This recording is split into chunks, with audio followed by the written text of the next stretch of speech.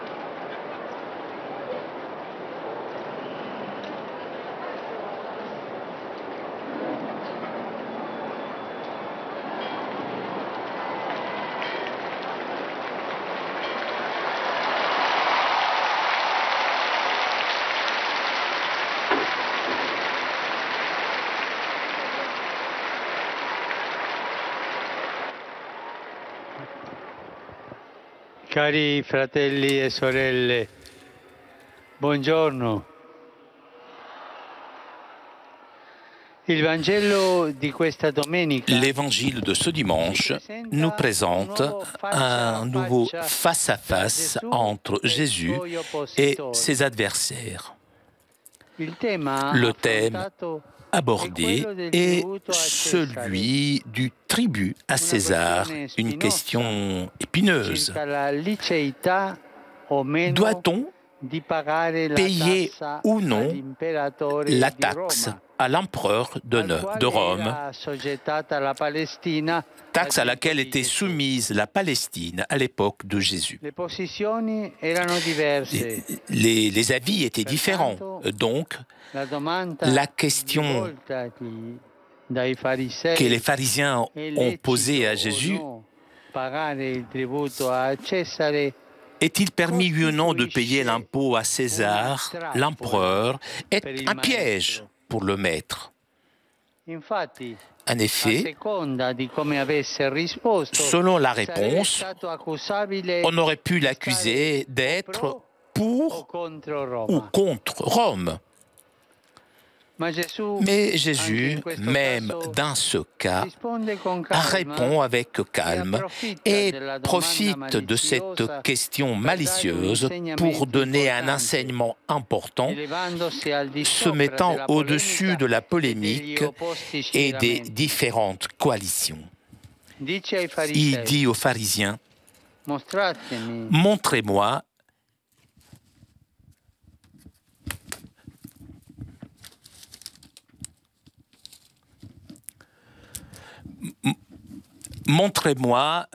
la monnaie de l'impôt. Et les pharisiens ne peuvent répondre appartient à César. Alors Jésus conclut: rendez donc à César ce qui est à César et à Dieu ce qui est à Dieu. D'un côté, en intimant de rendre à l'empereur ce qui lui appartient, Jésus déclare que payer l'impôt, ce n'est pas un acte d'idolâtrie, mais un acte dû à l'autorité terrestre. De l'autre côté, et c'est là que Jésus donne un coup d'aile en rappelant la primauté de Dieu, il demande de lui rendre ce qui lui revient, puisqu'il est le Seigneur de la vie de l'homme et de l'histoire. La référence à l'image de César gravée dans la monnaie dit qu'il est juste de se sentir à juste titre avec les droits et les devoirs des citoyens de l'État, mais symboliquement fait penser à l'autre image qui est gravée en chaque homme, l'image des dieux. Lui, il est le Seigneur de tout, et nous, qui avons été créés à son image, nous appartenons tout d'abord à lui. Jésus sortir donc de cette question qui a été posée par les pharisiens, une question plus radicale et vitale pour chacun d'entre nous. Une question que nous pouvons nous poser donc. À qui j'appartiens? À la famille, à la ville, aux amis, à l'école, au travail, à la politique, à l'État? Oui, bien sûr. Mais avant tout, nous rappelle Jésus, tu appartiens à Dieu. Voilà l'appartenance fondamentale. C'est lui qui t'a donné tout ce que tu es et que tu as. Et donc, notre vie, jour après jour, nous pouvons et nous devons la vivre dans la reconnaissance de notre appartenance fondamentale et dans la reconnaissance du cœur envers notre Père qui crée chacun d'entre nous individuellement et de façon irremplaçable, mais selon l'image de son Fils aimé, Jésus. C'est un mystère merveilleux. Le chrétien est appelé à s'engager concrètement dans les réalités humaines et sociales sans opposer Dieu à César. Opposer Dieu à César serait une attitude fondamentaliste. Le chrétien est appelé à s'engager concrètement dans les réalités terrestres, mais en illuminant les réalités terrestres avec la lumière qui vient de Dieu. La confiance prioritaire à Dieu et l'espérance en lui ne comportent pas une fuite de la réalité, bien au contraire. Rendre activement à Dieu ce qui lui appartient.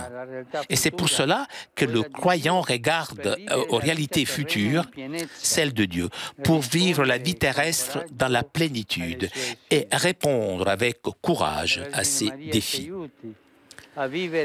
Et la Vierge Marie nous aide à vivre toujours plus en conformité à l'image de Dieu que nous portons en nous, à l'intérieur de nous, en donnant aussi notre contribution de la cité terrestre. Ave Maria, gratia plena, Dominus tecum, benedicta tui mulieribus, et benedictus fructus ventris tui, Iesus. Sancta Maria, Mater Dei, ora pro nobis peccatoribus, nunc et in hora mortis nostre. Amen. Ecce ancilla Domini. Fiat mi secundum verbum tuum. Ave Maria, gratia plena, Dominus tecum, benedicta tui mulieribus, et benedictus fructus ventris tui, Iesus. Sancta Maria, Mater Dei, ora pro nobis peccatoribus, nunc et in hora mortis nostre. Amen. Il Verbum caro factum est. Et habitavit in nobis. Ave Maria, gratia plena, Dominus tecum, benedicta tui mulieribus, et benedictus fructus ventris tui, Iesus. Sancta Maria, Mater Dei, ora pro nobis peccatoribus, nunc et in hora mortis nostre. Amen. Ora pro nobis, Santa Dei Genitrix. Udini efficiamur promissionibus Christi. Gratiam Tuam quesumus Domine, mentibus nostris infunde, ut qui angelum nuntiante, Christi Filii Tui incarnationem coniovium, per passionem eius et crucem, a resurrectionis gloriam perducamur, per undem Christum Dominum nostrum. Amen. Gloria Patri et Filio et Spiritui Sancto. Sicut erat in principio et nunc et semper et in saecula saeculorum. Amen. Gloria Patri et Filio et Spiritui Sancto. Sicut erat in principio et nunc et semper et in saecula saeculorum. Amen.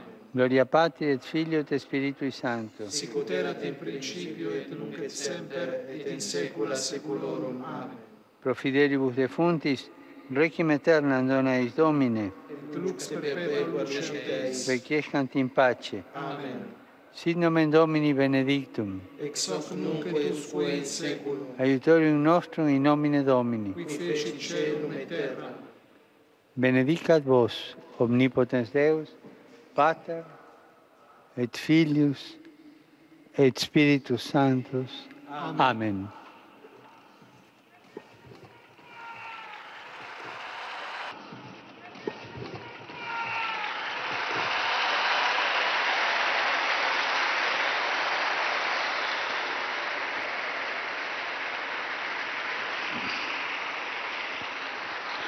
Cari fratelli e sorelle,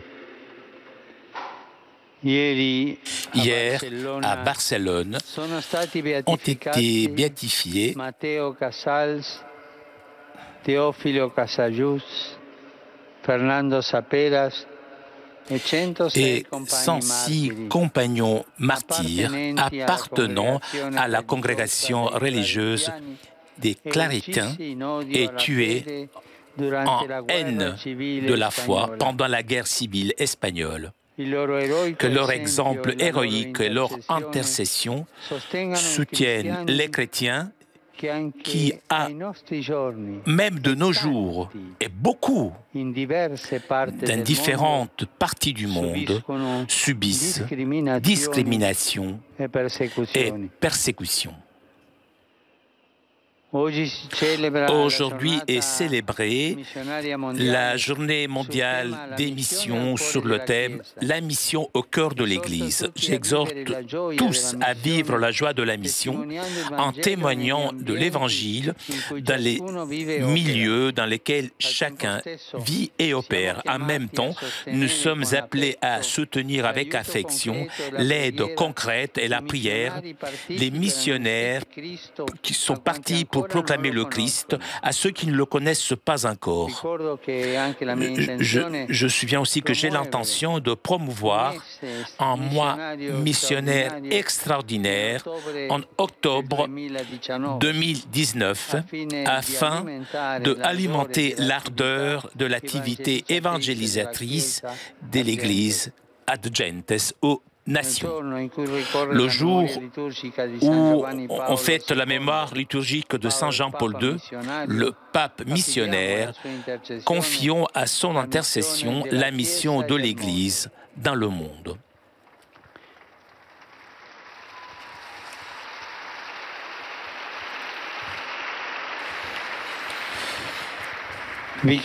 Je vous demande de vous unir à ma prière pour la paix dans le monde. Ces jours-ci, je suis avec une attention particulière le Kenya, que j'ai visité en 2015 et pour lequel je prie afin que tout le pays affronte les difficultés actuelles dans un climat de dialogue constructif, ayant à cœur la recherche du bien commun. Et maintenant, je vous salue vous tous, pèlerins, venus d'Italie et de différents pays, en particulier les fidèles du Luxembourg et de Ibiza. Le mouvement Famille du corps immaculé du Marie du Brésil, les religieuses de la toujours sainte Mère des douleurs, je salue et je bénis avec affection la communauté péruvienne de Rome,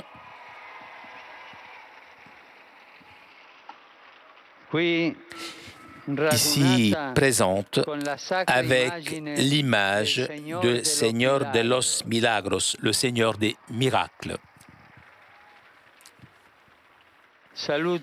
Je salue les groupes des fidèles venus de nombreuses paroisses italiennes et je les encourage à poursuivre avec joie leur chemin de foi. Et à vous tous, je vous souhaite un bon dimanche et s'il vous plaît, n'oubliez pas de prier pour moi. Buon pranzo et arrivederci. Bon déjeuner et au revoir. Chers amis, nous arrivons à la conclusion de notre liaison avec Rome. Prochain rendez-vous avec le Saint-Père mercredi prochain vers 9h30 pour l'audience générale. Un grand merci à Pierre Cesbron qui était aujourd'hui à la technique. Merci aussi à CTV pour ces images. Je vous souhaite moi aussi un très bon dimanche et à très bientôt sur KTO.